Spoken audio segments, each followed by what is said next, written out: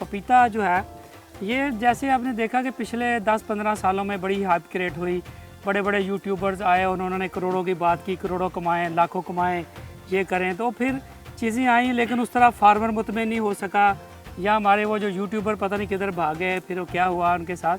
तो क्या स्टोरी है, ये फल एक हाइप लेने के बाद नीचे क्यों आया और अब दोबारा क्यों बेहतर हो रहा है? पूरे घर में ना अगर डॉक्टर किसी को खांसी लगी हो, डॉक्टर से दवाई ले लें, तो जब किसी दूसरे फर्द को भी खांसी लगती है ना, तो वो कहता है जी कि डॉक्टर साहब का नुस्खा निकालें, हमने वही दवाई लेनी है। बिल्कुल ठीक। हम डॉक्टर की बजाय मेडिकल स्टोर से दवाई लेने को पसंद करते हैं। तो कभी भी किसी भी तौर पे आपने पपीते के मुतालिक या एग्रीकल्चर के मुतालिक जो राय लेनी है, उस राय के लिए आपने सिर्फ और सिर्फ एक सर्टिफाइड एग्रीकल्चरिस्ट का इंतखाब करना है। आप सर्टिफाइड एग्रीकल्चरिस्ट का इंतखाब करेंगे तो वो आपको कम से कम ट्रू पिक्चर देगा, असली तस्वीर बताएगा, और रोजी पिक्चर नहीं देगा। बिल्कुल ठीक। पिछले दिनों में आपने देखा होगा कि बेशुमार फसलें ऐसी थी जिनके ऊपर लोगों ने करोड़ों रुपए एकड़ कमाने का वादा किया, और उसके बाद वो शॉर्ट लिव्ड लोग होते हैं जो 1 साल जिंदा रहते हैं, 2 साल के बाद भाग जाते हैं। उसके बाद वो किसान और बाकी लोग जो हैं वो डैमेज हो जाते हैं, नुकसान में आते हैं। तो हमारा चूँकि उड़ना बिछोना शोबा ज़राअत के साथ है, तो हम कभी भी किसी को रोज़ी पिक्चर नहीं देते, हम उनको एक जस्टिफाइड चीज़ बताते हैं।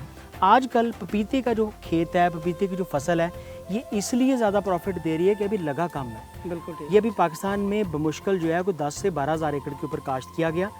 उसमें से भी कुछ लोगों को नाकामी हुई, कुछ लोग इसके बीमारियों को नहीं संभाल सके, वायरस को नहीं संभाल सके, कुछ ने गलत ज़मीनों का इंतखाब कर लिया, कुछ ने पानी कड़वा लगा लिया, कुछ खाद पानी नहीं दे सके, और एंड रिज़ल्ट ये निकला कि उनमें से 60 to 70% लोग जो थे फेलियर का, नाकामी का शिकार हो गए।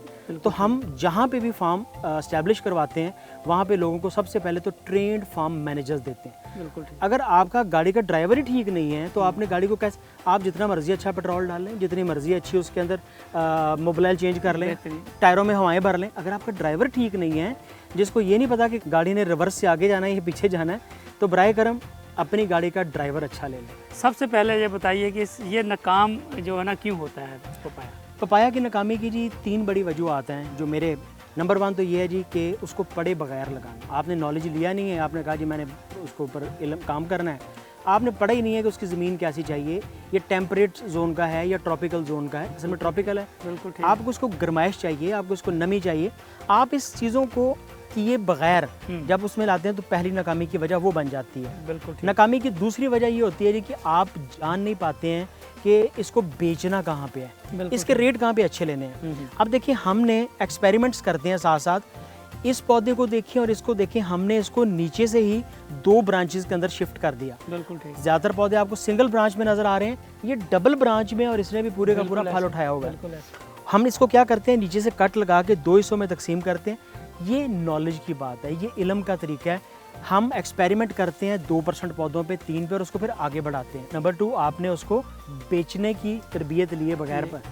और सबसे बुरी बात यह कि आपने वैल्यू ऐड नहीं की, आपने सीखा ही नहीं कि वैल्यू एडिशन कैसे की जाती है। वैल्यू एडिशन का मतलब ये है कि आप इस पपीते को जो आपके हाथ में मौजूद है, इस पपीते को 100 रुपए का बेचना चाहते हैं या इसको 1000 रुपए का बेचना चाह रहे हैं। बिल्कुल ठीक। इस पपीते से क्या कुछ नहीं बन सकता। बिल्कुल ठीक। इस पपीते से जो सबसे खूबसूरत चीज़ बनती है, ये मैं आपको दिखाएं। इस पपीते को यहाँ से मैं चाकू से कट लगाता हूँ और ये आपको दूध निकलता हुआ नजर आ रहा है। बिल्कुल ऐसे। दुनिया की महंगी तरीन और कामयाब तरीन दवाइयाँ इससे बनती हैं।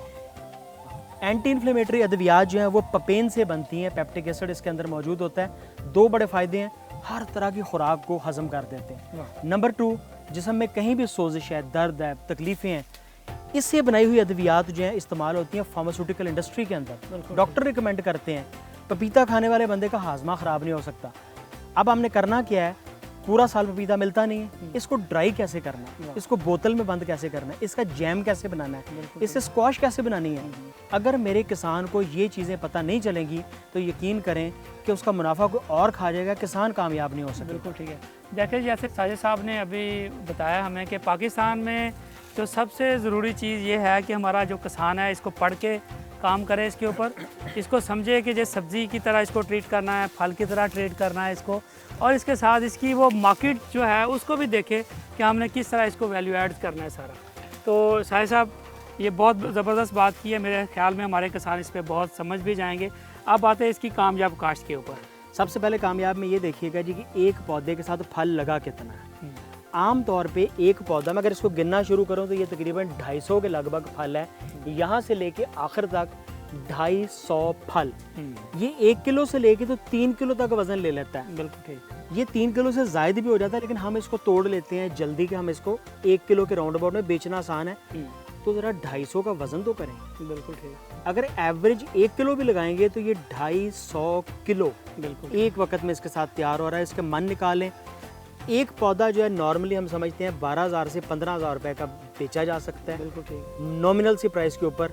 इससे ज़्यादा प्रॉफिटेबल क्रॉप कोई नहीं है। अगर आपके पास एकड़ में 1000 पौधे आपने लगाए थे ठीक। और 1000 पौधों के बाद आपके पास जो बचे हाँ। वो 700-800 पौधे आपने बचा भी लिए, बीमारियां आई, ठीक। इसके ऊपर वायरसेस आए, हवा ने नुकसान दिया, लेकिन अगर आपके पास 800 पौधा इस सेहत का बच गया तो आप 800 पौधा ज़रा 10,000 रुपये भी लगाएं तो वो इतनी बड़ी रकम बनती है जो कि ज़िम्मेदार से संभाली नहीं जा सकती। इसकी प्रॉफिटेबिलिटी हम जो ऑन पेपर देते हैं, हम कहते हैं कि ऑन एन एवरेज, मैं अपने फार्म का और इस फार्म का बता देता हूँ कि नॉर्मली हम समझते हैं कि 1 एकड़ से 25 लाख रुपया तक बड़ी आसानी से सेल की जा सकती ये है। तो बहुत अच्छी इकनॉमिक्स है, और मेरा ख्याल है फार्मर की सबसे बड़ी बात होती है उसने इसकी इनकम के ऊपर अपने माइंड बनाना होता है कि मैंने कौन सी फसल लगानी है। बिल्कुल ऐसा। तो 2.5 मिलियन पर एकड़ पर ईयर अगर इसकी इकनॉमिक्स है तो मेरा ख्याल फार्मर तो इस पर डेफिनेटली मोटिवेट भी हो रहा है, और जब उसको इसकी मार्केटिंग का भी पता चलेगा इसके में कितनी हाई वैल्यूज़ इसके से चीज़ें निकलती हैं। यहाँ पे वो लोग भी हैं जिन्होंने 60 लाख भी कमाया एकड़ से, बिल्कुल ठीक। लेकिन यहाँ पे वो लोग भी हैं जो 600 रुपये भी नहीं कमा सके हैं। आजकल एक बहुत बड़ा मसला जो कि पंजाब में काश्तकारों के साथ दरपेश आ रहा है, वो सर्दी के अंदर